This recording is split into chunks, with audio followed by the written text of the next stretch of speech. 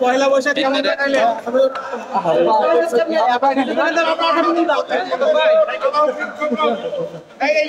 ভাই ঈদ কেমন কাটলো? আমাদের কাছে বড় কিছু তোমরা সবটা প্রায় কি হচ্ছে বলো। আজকে ঢাকার সিএমএম আদালতে ঢাকার বিভিন্ন থানার বৈষম্যবিরোধী ছাত্র আন্দোলনের সময় যাদেরকে হত্যা করা হয়েছে বা শহীদ করা হয়েছে তাদের যে মামলাগুলো সেই মামলাগুলো তদন্তকারী কর্মকর্তা ফ্যাসিস্ট হাসিনার সহযোগীদের মধ্যে বিভিন্ন সময়ে তার মন্ত্রিসভার অবৈধ মন্ত্রী কামরুল ইসলাম, আনিসুল হক এবং শাহজাহান খান, তারপরে সালমান এফ রহমান, হাসানুল হক ইনু এবং রাশেদ খান মেনন সহ এবং পুলিশের সাবেক আইজিপি আব্দুল্লাহ আল মামুন এবং সাংবাদিক ফারজানা রূপা, শাকিল আহমেদ এবং সাবেক এমপি আব্দুল্লাহ আল জ্যাকব এবং আটজন হলো নবী নেওয়াজ।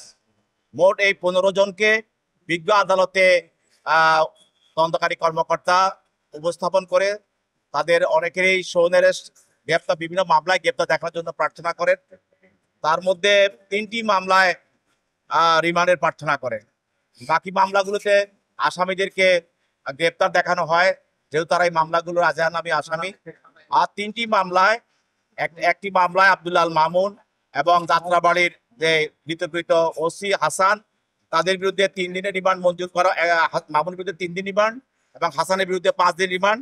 আরেকটি মামলায় সাবেক অবৈধ এমপি আব্দুল্লাহ আল জ্যাকব তার বিরুদ্ধে 3 দিন রিমান্ড এবং সাবেক অবৈধ এমপি নবী নেওয়াজ তার বিরুদ্ধে 5 দিনের রিমান্ড মঞ্জুর করা হয়। যাদের বিরুদ্ধে রিমান্ড মঞ্জুর করা হয় তাদেরকে জিজ্ঞাসাবাদ করার জন্য তদন্তকারী কর্মকর্তার হেফাজতে প্রদান করেন। আর যাদেরকে সৌনেরেশ করা হয় তাদেরকে সিডব্লিউ মূলে জেল হাজতে প্রেরণ করা হয়। পয়লা বৈশাখ কেমন কাটাইলে?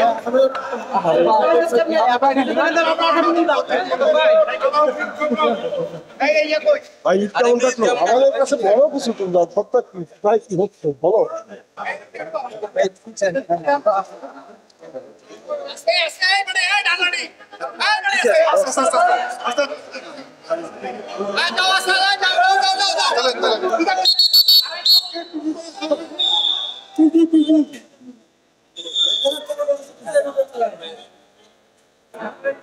ভাই ঈদ পয়লা বৈশাখ কেমন কাটাইলে?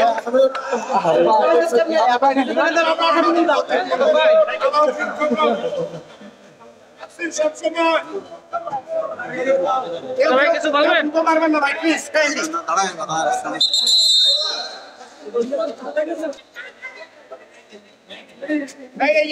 ভাই ঈদ কেমন কাটলো? আমাদের কাছে বড় কিছু তোমরা সবটা প্রায় কি হচ্ছে বলো। ভাই কি বললেন ভাই? একটু জোরে বলেন। কমেন্ট করেন। ভাই আজকে তো